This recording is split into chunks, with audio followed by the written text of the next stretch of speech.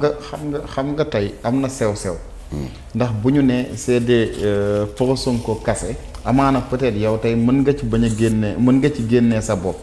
mais en réalité est-ce que aussi loolu du woon dëgg ci biir xeex boobu parce que bu ñu nee c'est des pro Sonko kase ak jamono ji yow wax nga ko ñu ngi lay attaqué yow. waaw. donc ñu lay attaqué tey démb yaa ngi ñoom yéen a. ànd xeex waaw. donc lan moo tax tey ñoom. waaw ñu sañ taxaw la attaqué. parce que maak ñoom ñoo àndoon di dal ci kaw Macky Sall pour que mu criminalise. ndax man je me rappelle am na ay manifestations yoo xam te ne Dame Mbodj dafa jël kàddu. wax lu sévère. oui Ababacar Mboup jël kàddu wax lu sévère. très sévère. ay imam Dramé. ñoom ñëpp. mais actuellement dégguñu kenn. alors yow la ñuy dégg léegi nag. te yow la ñuy attaqué. voilà léegi nag ci diggante bi. ñoom ñu indi fi benn ganu tubaab. bu jaxase carte yëpp. Jean-Luc Mélenchon. ndax fii ñu ko dalal di université Dakar. balaa ngay àggali bis boobu ba Jean-Luc Mélenchon ñëwee ba mu defee discours am étudiants yi tàccu lan nga yëg. waaw xam nga université Dakar aada la parce que d'ailleurs sax ça remonte de bien avant l'indépendance. ñu ngi ko créé en 1959 amaguñu woon indépendance. aada la chef d'état wala premier ministre boo amee gan bu jógee bitim réew un invité de marque ni nga koy yóbboo muy visiter des sites touristiques comme le parc animalier de Hann yóbbu ko la maison des esclaves de Gorée alors aada la balaa muy ñibbi day ñëw ci amphithéâtre bu mag bi jàkkaarloog étudiants yi saafonteeg ñoom weccanteeg ñoom kàddu moo tax le premier président de la République Léopold Sédar Senghor indi woon na fi Yasser Arafat le leader charismatique de la cause palestinienne. Abdou Diouf indi woon fi Nelson Mandela Ablaye Wade indi woon na fi Sarkozy et cetera et cetera mais c'est la première fois dans l'histoire de l'université de Dakar ñoom waa Pastef ñu commettre te boo waxee ñu naan bi affaire haine la ban affaire haine yéen a fi indi pour la première fois un invité qui a la réputation mondiale d'être porteur de 2 agendas sataniques. On n'invente rien. benn bi mooy il fait partie des éminents membres du Grand Orient de France qui est la loge maçonnique la plus islamophobe d'Europe. fa la bokk te bokk fa n'importe comment. mu ngi adhéré en 1983. xam ngeen Jamra ñu ngi ko créé février 83 ça fait 42 ans ci ren. kon Jean-Luc Mélenchon a 42 ans de militantisme maçonnique maa ngi dégg kenn ko ma naan déedéet faut pas tronquer la vérité il avait démissionné en 2000 ma ne waaw je vous le concède. kon ba mu duggee dans cette loge en 83 ba 2000 ça fait toujours 17 ans de militantisme maçonnique. te Grand Orient de France ñëpp xam nañ ne que c'est issu de la scission de la maçonnerie originelle qui est d'origine anglo-saxonne. scission bi mu ngi am 1776 parce que loge originelle bi dafa amoon une orientation religieuse. ñoom balaa ñuy def seen i travaux seen i séminaires dañ koy ubbi avec des lectures de Injil bi yonent Yàlla Iisaa c'est-à-dire les évangiles bu ñuy clôturer tamit foofu ci yooyu la ñuy ñaan. mais ba scission amee en 1976 xar ci digg bi la branche dissidente. dafa dem vers l'Europe de l'Ouest. bari na ay tur mais branche bi ci ëpp doole c'est le Grand Orient de France. avec pas moins de 50 000 membres et pas moins de 1200 loges réparties dans le monde foofu la Jean-Luc Mélenchon bokk dañuy wax yëf yi sans chercher à le diaboliser waaye je parle des faits alors ñu naan pourtant il défend la cause palestinienne ma ne loolu affaire u tappale la c'était dans la perspective des élections européennes parce que mënoo da ngay défendre les causes des musulmans ba noppi musulmans yi qui défendent les mêmes valeurs et les mêmes convictions que nous nga jóg bokk ci loge bu ràññeeku lool doon xeex le port du hijab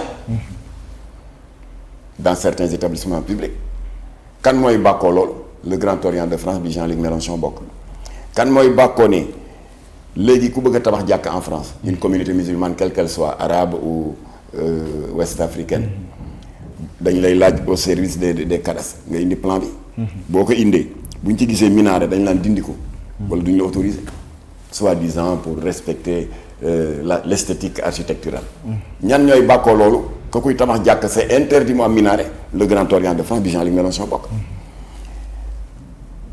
kan mooy bàkkoo ne la loi Simone Veil ancien ministre de la santé bi nga xam ne moom mooy daganal la nga xam ne christianisme bëggu ko l'islam bëggu ko muy yàq biir ku koy bàkko le grand orient de France bi Jean-Luc Mélenchon bokk yooyu yëpp c'est des valeurs islamiques et religieuses et musulmanes ngeen naan ma il défend les musulmans naka leen défendre ba pare di leen xeex il a un double visage bi gën a kenn mënul lim ñaaw te fi ba mu jeex bi ci gën a ñaaw nag ñoom loge boobu qui est la loge la plus islamophobe d'Europe ñooy bàkko ne ñoo wañaar loxo François Hollande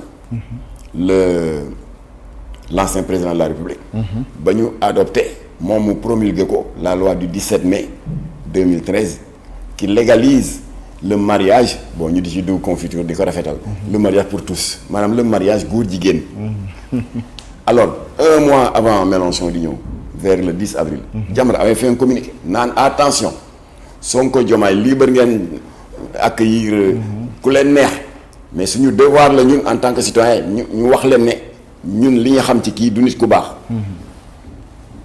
c'est quelqu'un à triple visage te dégguñu woon jamono jooju loolu ñoom faalewuñu ma waaye un mois lañ ci teg Jean-Luc Mélenchon ñëw le 17 le 17 mu dem université la Jamra waxoon mu waxal ko boppam tubaab nee na l'avait la reine des preuves effectivement kenn forcé wu ko bu kenn ne Jamra ko sosal Jean-Luc Mélenchon moo jël micro bi naan mes chers étudiants savez-vous que j'ai été le premier législateur français à avoir introduit un texte de loi allant dans le sens de la légalisation du mariage homosexuel ñi naan tàccu ñu ko de am na ñuy yoxoo waaye écrasante majorité bi dañ ko tàccu et dans la même séquence temporelle le recteur ndeysaan jël tour de parole am jot muy yadd xale yi sur les défis académiques qui les attendent di leen yadd ci seen responsabilité universitaire ñu yuuxoo ko ñëpp a koy dégg yeneen Jamra day manipuler manipuler pour qui ñun on fait ça depuis février 83 ça fait 42 ans ci ren et vous nous poussez toujours à le répéter mais je peux pas faire autrement pour xale yi nga xam ne en février 83 ba ñu créé Jamra fête guñu sax ci nen ñu jóg na war et cetera alors maintenant ba ñu defee loolu kii wax waxi góor jigéen ñu yuuxoo tàcc ko que la wax waxi défi académique à relever ñu yuuxoo ko ci laa ne toogaay amatul j'ai contacté un ou deux membres de And Sàmm Jikko Yi ne il faut réagir à ça parce que tubaab ne na qui ne dit mot consent on n'a pas été suivi man Jamra moo fippu avant Jean-Luc Mélenchon di génn Sénégal am na ñu naan la tax nga bàyyi ba mu dem lu may ragal ci Jean-Luc Mélenchon avant muy génn Sénégal là bu wootee conférence de presse le 18 au siège de Jamra bi nekk cité Djily Mbaye dal ci kaw Jean-Luc Mélenchon nee ko bërëb bu tedd bi bañ nañ ba tuddee ko le temple du savoir liñ ci aadoo mooy ubbi dënnu étudiants yi di fa jëmbat xam-xam ak jikko yu rafet. And Sàmm Jikko Yi jamono jooju ba nga leen waxee réagir wuñu lu tax. xaaral rek di nga xam tout pourquoi ma ne nag di jëmbat ci xelu xale yi ak seen dënn xam-xam ak jikko yu baax loolu mooy université. temple du savoir. c'est la première fois dans l'histoire du Sénégal ngeen indi fi koo xam ne mu tenir un langage pervers qui fait la propagande de l'idéologie LGBT. yéen a ko fi indi du Senghor du Abdou Diouf du Macky Sall waaye yéen a ko fi indi ba pare nga naan Jamra day manipuler les faits sont là et ça va rester marqué d'une pierre noire dans l'histoire de l'université alors Sonko tontu ba ma waxee loolu balaa may ñëw ci affaire Sonko sortie boobu ma def contre Jean-Luc Mélenchon biir And Sàmm Jikko Yi mu am ay oustaz Pastef qui ont tiré sur moi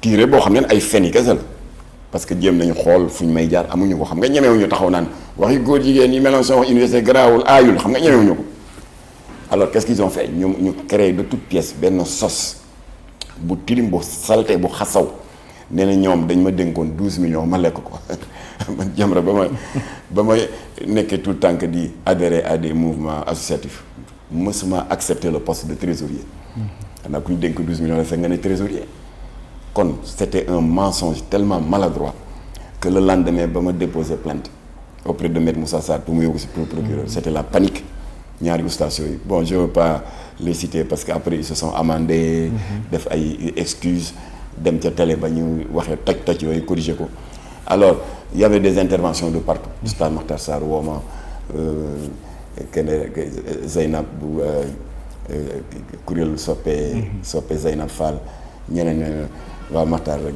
vraiment da ngay dawali réew ma ne ko non man jàppalu ma leen dara sama xol waaye ba ñuy wax toj yooyu di tilimale sama der ci pénc lañ ko defee. parce que télé pénc la dinaa retirer sama plainte pour diffamation article 258 et diffusion de fausses nouvelles article 255 à une condition. nañu dellu fa ñu tilimale woon sama der seetal ko. alors ils l'ont fait ma jël vidéo bi jox ko presse bi yëpp après ñu tasaare ko sama der set. kon pour répondre à ta question j'ai été effectivement attaqué. par 2 membres éminents de And Sàmm Jikko Yi ci tontu bi ma tontu Mélenchon ci waxi góor jigéen. yi muy dem di yàq jikko xale yi. alors donc ba Mélenchon waxee loolu ñu dal ci kaw te damay def parallèle. parce que Macky Sall le 27 juin 2013 waxu woon jaar naa ci léegi waxu woon loo xam ne dafa tey xel yi. bi ko Obama doon def cette proposition indécente de légalisation de l'homosexualité lu mu ko wax on n'est pas encore prêt. Jamra deful comme ñi làqatu di def ay communiqué anonyme Jamra deful loolu dañuy dem à visage découvert. Café de Rome ñu ngi may dégg. def fa conférence de presse télévision yeeg ñëpp a toog ci teggin nag ñu dal ci kaw Macky Sall. ne ko dëggal la ngantal nga ko mais formulation bi. dafay créer une certaine insécurité. dans la préservation de nos valeurs. parce que borom ñaari tur yi ne bitim réew dinañ ne comme que la voix la plus autorisée nee na on n'est pas encore prêt kon xëy na Sénégal mënees naa dundee yaakaar. comme ni ñu dundee woon yaakaar Gabon ba daganal nañ fa ngóor jigéen. Centrafrique daganal nañ fa ngóor jigéen Île Maurice daganal nañ fa ngóor jigéen. Cap-Vert ak Guinée-Bissau kazalika kon nag lii président bi wax mënees naa dundee yaakaar. ñu dal ci kaw Macky Sall. ne ko on n'est pas encore prêt d'accord ci waa léegi Sonko mooy kan bu fekkee tontu na Mélenchon tontu ko bu pire la Macky Sall tontoon Obama mooy kan ba ñu war a damm suñu loos naan oui monsieur d'accord monsieur du ñu ko def. moo tax ci conférence bi ñuy def pour tirer sur Mélenchon ñu daal di jël également tontu Sonko détruire ko ne ko bu fi waxati mukk que c'est toléré. yow dafa mel ne depuis ba mu waxee loolu moom Ousmane Sonko kàddu yooyu da nga am déception ci moom par rapport ak combat bi. def naa conférence de presse ma ne ko autant Macky Sall nous avait déçus en disant on n'est pas encore prêt autant yow Sonko tu nous as déçus ndax nit rek nga. ni ñu ko waxee Macky Sall noonu la ñu amee droit wax la ko ci yar ak teggin tu nous as déçus en disant que c'est toléré et c'est pire que li Macky Sall wax. waxi Macky Sall ak sa wax yépp ça nous expose et ça nous met en fragilité. dans la préservation de nos valeurs xoolal léegi li fi xew temps yi lu mësul am bi Sénégal amee ba léegi parce que dañ daan jékki dégg na Thiaroye Léona bett nañ fa ñaari góor jigéen mbaaw ñoom Imam Mbaye Niang Oustaz Aliou Sall